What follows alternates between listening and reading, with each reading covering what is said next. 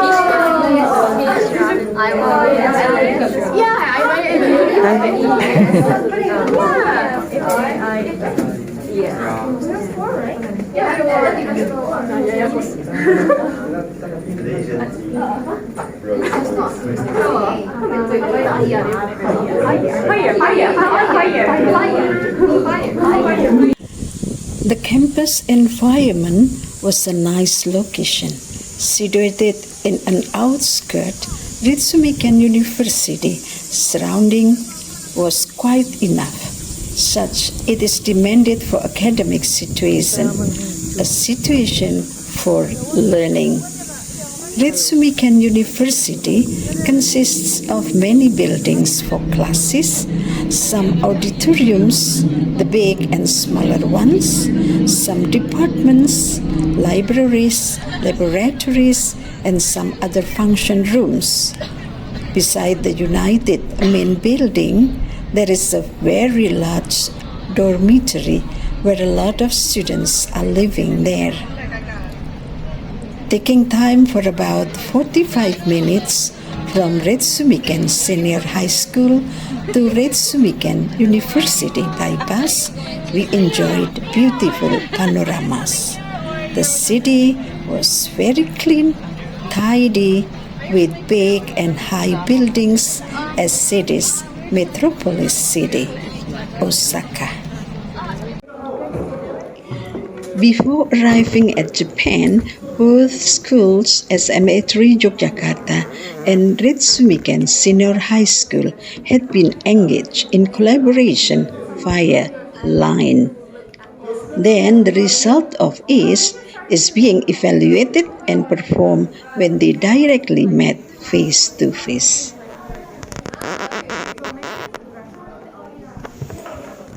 Only 3 out of 5 Japanese And students here have is general the knowledge result about of their collaboration. Now, They please take a look practiced at them. these images. Do you know what these images are? These are images of coups and conflicts, specifically coups and conflicts across West Africa. Now, I know all of you might be wondering, why are we showing you these two kinds of unrelated topics? What is the correlation between coups and conflicts across West Africa and knowledge about democracy? Well, ladies and gentlemen, that is the topic of our presentation for today.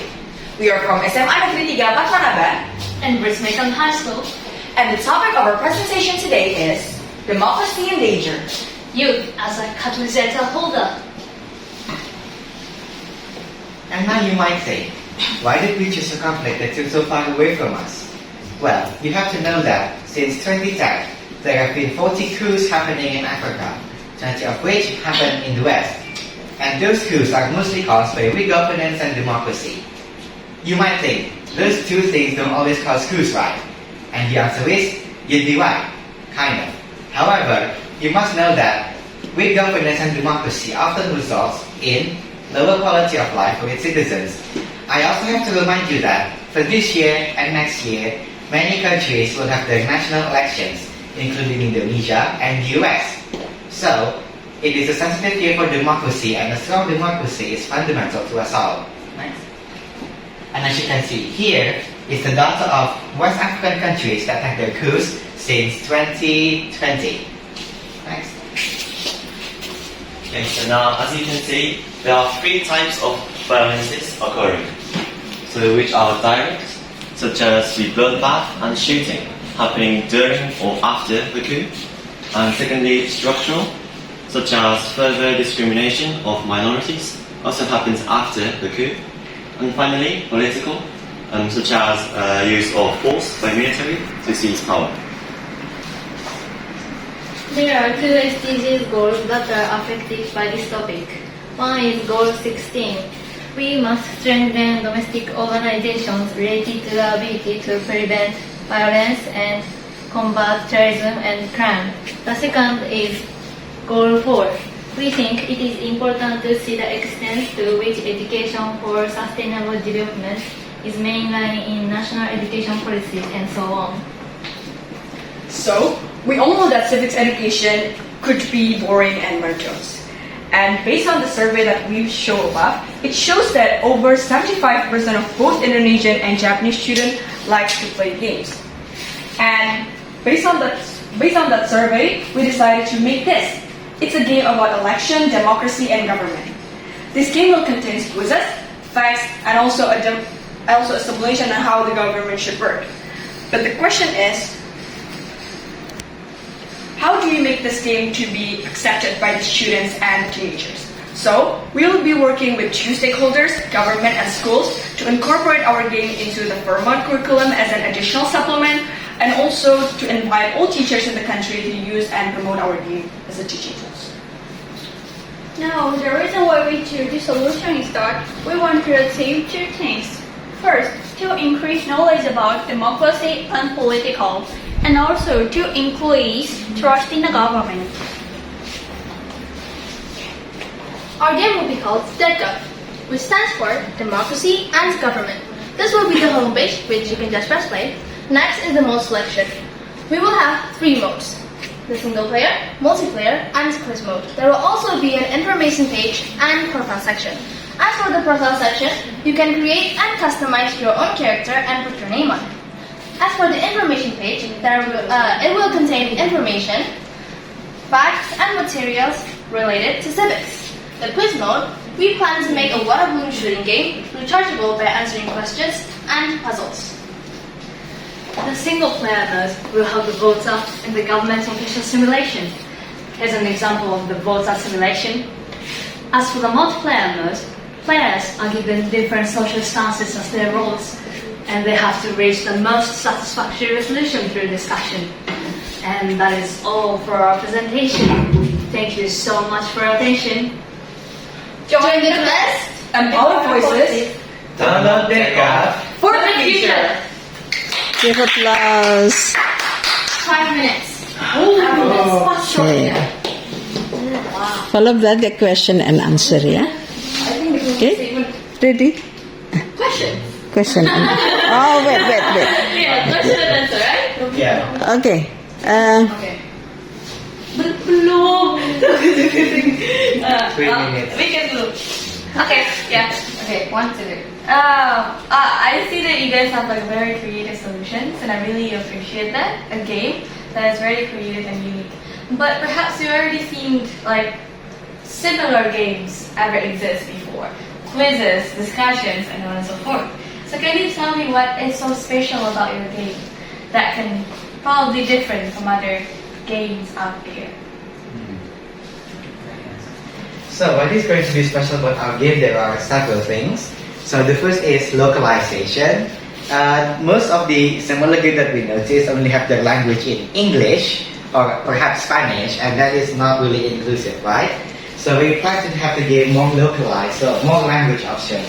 Second, is that we'll have more options for government mode in each country, because most of the similar games are oriented to only like 1 or 2 or 3 countries. And then here we plan to make the game more global, so you can choose like which government of the country like you want to choose. Like let's say you want to choose a monarchy like the UK, parliamentary monarchy, or you want to choose a republic like the US or Indonesia.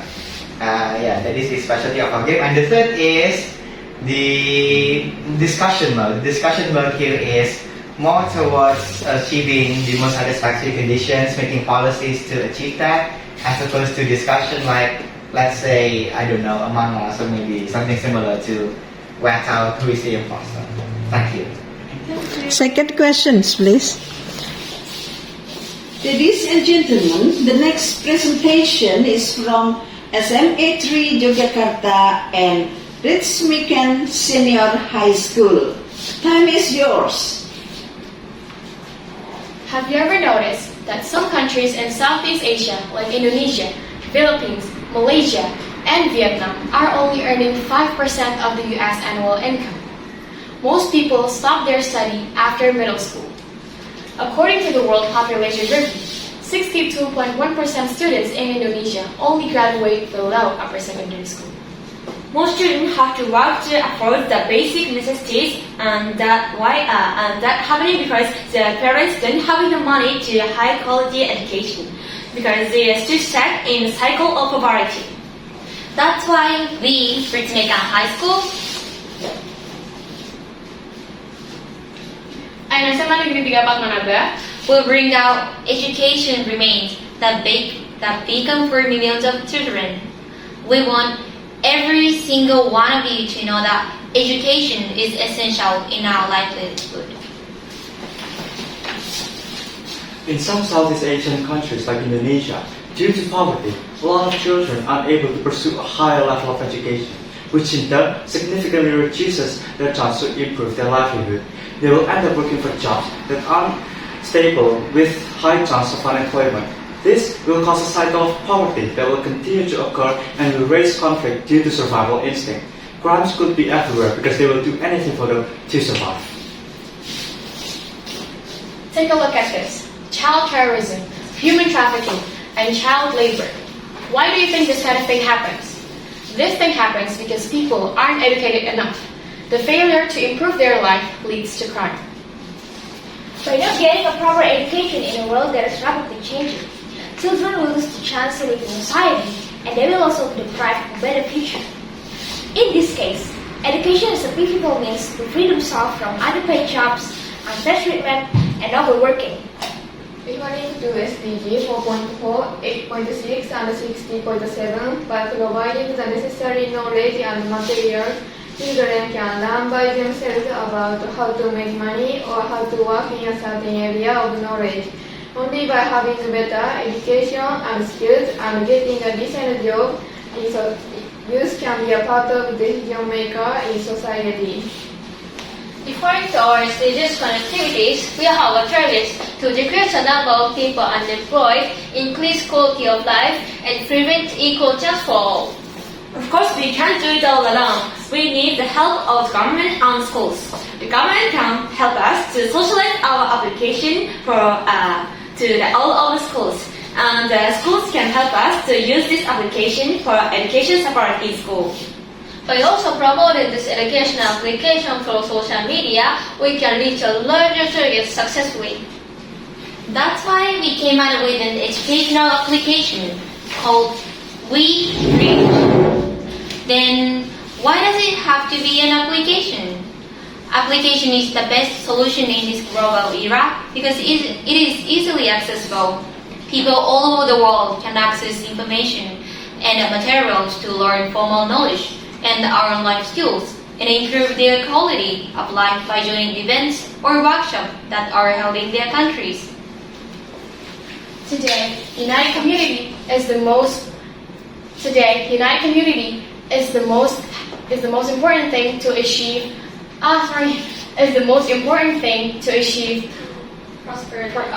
True prosperity. However, it can never be the case if the community remains separately labeled as us and them.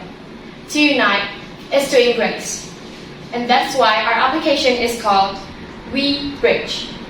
We strive for an equal and united community and also achieving a sustainable community building.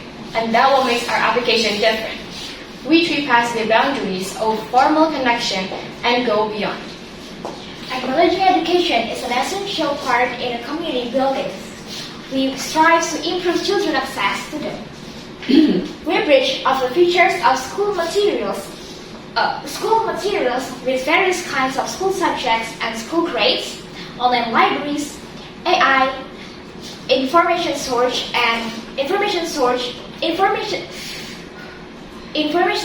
about events or workshops, and also a donation platform for people who are in conflicted countries. Many of these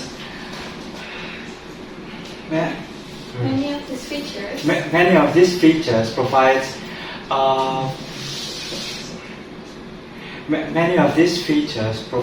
an opportunity for the users to connect in an informal setting. This way, our applications will not only serve an educational purposes, but also realizing the importance of united and integrated communities in the sustainable growth of quality of life. The purpose of a bridge is to connect. Let's build a bridge for youth. So take a step, lend a hand, download We Bridge! Very amazing presentation, right? Now, ladies and gentlemen, it comes to question and answer. Any question from the audience, please? Question. Based on your presentation, you said that there is children abused. Means parents ask the children they're underage, say for example 15 to 20 or around 15 to work to help getting income for the family. What do you think about it? And what will you do if you find in remote places, maybe usually it happened, about it? Yeah. Yes.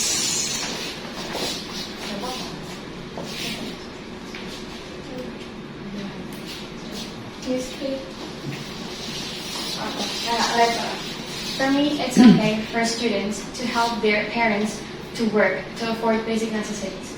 But the most unpleasant thing is that children stop their schooling just to work for their basic needs for their parents. So parents have to achieve something so that students can then study to learn in school, even though they have to work part-time, for example, part-time in a cafe. They could do it actually after their school time, but not in their school. So So not giving the opportunities for them not to study, but still giving them opportunities to study, but still helping their parents. Thank you. Thank you. Well, any more questions, please? So my question is, I think you mentioned in your presentations about integrated community, and also the importance of having trust past the formal connections. Why do you guys think it is important to have these people engage in informal setting? Discussion.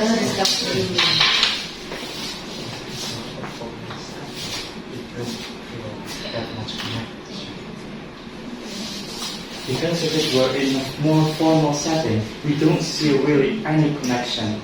Like we don't see like a lot of really like emotional connection like between like let's say like co-workers in a more formal setting, like not really in friends. It's just like okay, we're just co-workers and then we're normal. We're just co-workers and not more than that. And that's why we need to make it more informal so that they can emotionally attach to each other. Thank you. Any more questions? No? Thank you, and give big hands. Thank you very much for SMA 3 Yogyakarta and Ritsumeikan Senior High School.